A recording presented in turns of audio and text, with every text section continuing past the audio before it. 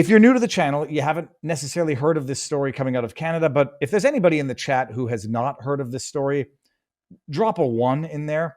This is the story of Universal Ostrich Farms in British Columbia that has roughly, they had a little over 400. Now I think they're down to 398 ostriches, which have been on their farm for, in some cases, over 30 years, 35 years.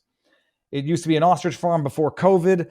Now they've been using it for research because apparently what happened is the birds were infected. They were doing research on the birds. Not exactly sure on the timeline. Doesn't really matter, although it might explain how the Canadian Food Inspection Agency somehow got their talons, pun intended, sunk into this farm. At one point in time, they had some birds die from the avian flu. CFIA comes in and does a test on 2 dead birds, anal swab PCR tests, so worth nothing, not worth the bird shit on the end of the swab, confirms or allegedly diagnoses the 2 dead carcasses as having been infected with H5N1, the avian flu. This is, just pay attention to the dates because it's important, December of 2024. They then order a cull, a slaughter of all of the ostriches, because that's the only way they can prevent the spread. Even though these are non-migratory birds, they don't even fly, for those of you who don't know, on an isolated farm that's not open to the general public in British Columbia. The argument to steelman it is that if this flock of ostriches are infected, migratory birds that fly over might come in contact with them and transmit the H5N1 avian flu elsewhere in Canada. Bullshit, bullshit, bullshit. The CFIA orders a cull. They immediately appeal, contest the order. Bottom line, it goes through the court system, and there's victories and whatever, and losses. And then ultimately, a federal court adjudicates that the ruling by this administrative body, the CFIA, Canadian Food Inspection Agency, was reasonable, not abusive, and that the cull must be carried out. This was in April, May. This was 4, 5, 6 months after the original diagnoses. None of the birds are infected. None of them have been infected since.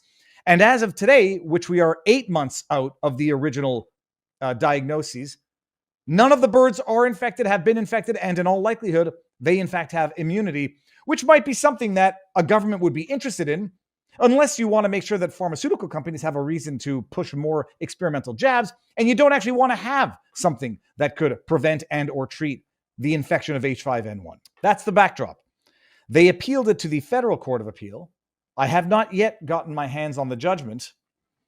They lost. And now, apparently, the government has its authorization to slaughter. The judicial branch of the government has okayed the administrative branch's decision to slaughter damn near 400 healthy birds that are the property of a farmer that pose no threat to the general public, period. It's been okayed. And you have your jackasses, bootlickers, subservient subjects of the king and the queen who are praising this decision, although from what I've seen, there's more outrage than praise, and the only praise I see are from Twitter trolls who, by all accounts, are probably not even real humans. They're probably just bot farms from China, trying to manufacture some form of consent of this tyranny in Canada. BC Ostrich Farm loses appeal to save birds from cull in case that attracted White House attention. Universal Ostrich has been fighting order to kill birds since January. It's such a dire emergency because of the risk of infection, despite the fact that it's been 8 months and none of the birds are infected. Ostrich Farm lost its case to save the birds, issued by the Canadian Food Inspection Agency in January, but the farmers' owners say they will not be giving up and have called on supporters to gather with them this weekend to, quote, stand against the destruction and shine a light of love, end quote. Here's my, I'm going to come back to the article in a second. This is my call to action. Tag people, get Elon Musk involved, get Starlink up there, and get 24/7 live video feed so that if these tyrants from the government show up to slaughter 400 beautiful, healthy animals, that it's live streamed to the world. I don't know if anybody's ever seen an ostrich in real life. A, they're massive. B, they're beautiful. I think they're dumb as a bag of rocks, but Katie from Universal Ostrich Farm assures me they're not. I think birds are dumb in general, except for crows. But I love ostriches. I mean, I incidentally love eating ostrich meat. It's delicious. Ostrich eggs are phenomenal. They're like lighter and fluffier than ordinary ostriches, the ordinary eggs.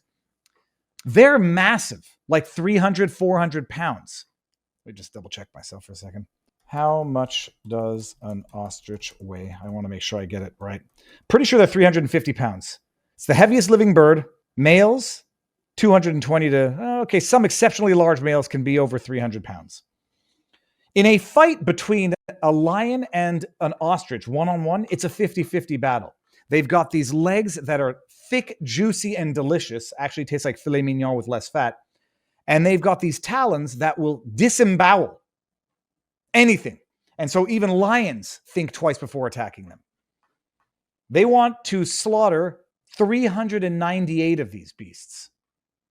I don't even know how you do it. But if you're going to do it, get Starlink, get the world involved, and get the eyes of the world on this absolute tyranny from Canada. You think Peanut and Fred in New York was an abject disaster, which it was. Imagine the literal horrific bloodbath that would go into slaughtering 398 ostriches. I don't even know how you do it. You cut their heads off, it's going to scare all of the other ones. It's going to lead to like a stampede. You shoot them, they're birds. They respond to loud noises. There has been suspicion that there has been use of drones to kill a few of these birds because the farm mentioned about a month and a half ago that they found an ostrich dead with a bullet wound through the head going top down after they had seen drones over their property, drones of unknown origin. They also say that reaching out to high-profile support in the United States, stating everything is on the table. The case of the Universal Ostrich Farm, which is on a winding rural road just outside of Edgewood, BC, nearly 200-kilometer drive from Kelowna. Thank you for highlighting, CBC, how freaking out in the middle of nowhere this is. I don't mean that in a condescending way. I mean that in a non-communicability of disease way.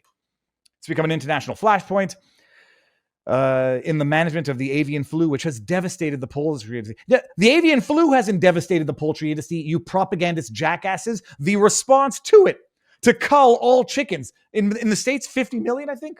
Oh, hey, what's that? One chicken with the avian flu? Kill them all. Hey, I wonder why eggs are so expensive, Joe Biden. Oh. It's attracted the attention of RFK Jr., former TV host Mehmet Oz, U.S. billionaire John Catsimatidis, among others. However, the decision itself is relatively straightforward, in keeping with a previous federal court ruling that found the CFIA acted lawfully in ordering the cull, and that its policy around, quote, stamping out avian flu through such mass culls is within its purview and based on scientific. It's unfucking believable. Do you see the similarities? History doesn't repeat, but it tends to rhyme. They've got the word stamping out. The stamping out of the avian flu is the flattening of the curve of COVID. And it went from flattening the curve to COVID zero. Much like stamping. I don't know. What's the status of the avian flu now? One person in Canada has been known to have died from the avian flu, and they didn't even contract the flu from a chicken. The CFIA ordered the cull after the two of the dead birds on the Universal Ostrich Farm tested positive for the avian flu in December, a strain of which the agency would later say had never seen before. Well, you better kill the ones that survived, morons. Though it did not detail whether it was a source of greater concern than the other strains. Of course not. The farm is home to about 450 and admitted that between December 14, it lost 69 young males, most of them under 4 years old. But the farm also said that after the initial outbreak, the remaining birds were healthy and exhibited no signs of illness. Yeah, it's only been like 9 months. And that the surviving birds should be allowed to live and potentially study to see if the birds could provide insight into how to fight the disease. They have also argued that the ostriches should not be treated the same as other poultry and tried to get an order for fresh testing. Yeah, the government won't do any fresh testing. CFI, on the other hand, says its policy of stamping out, flatten the curve, avian flu zero, or killing birds, all birds on a property where the avian flu is detected is necessary to stop the spread. Stop the spread of a disease that hasn't existed there in 9 months. They had the authority. We don't need to get into that. But the bottom line, I'll get to the farm calls for supporters. Speaking to CBC News, Katie Pazitny, I forget how you pronounce her last name, Pazitny, the farm spokesperson, she's the daughter of the owner, called the news devastating. She told CBC Radio West guest host Brady Strachan that, quote, everything is on the table when it comes to trying to save the birds, and that she had already reached out to supporters in the U.S. for help. The order, I mean, I guess, in the land of tyranny, the order is relatively straightforward. The government creates administrative bodies that regulate themselves, draft their own orders, adjudicate on their own orders. And then when the courts get involved, they say, well, you've created this highly specialized tribunal and they're specialized. That's why the government created them. So who are we to get involved and say, no, it's patently illogical, patently abusive to say we now need to kill these birds that haven't tested positive in 9 months. But the gentlemen of the bar protect the gentlemen of the bar, and the institutions of the government protect the institutions of the government.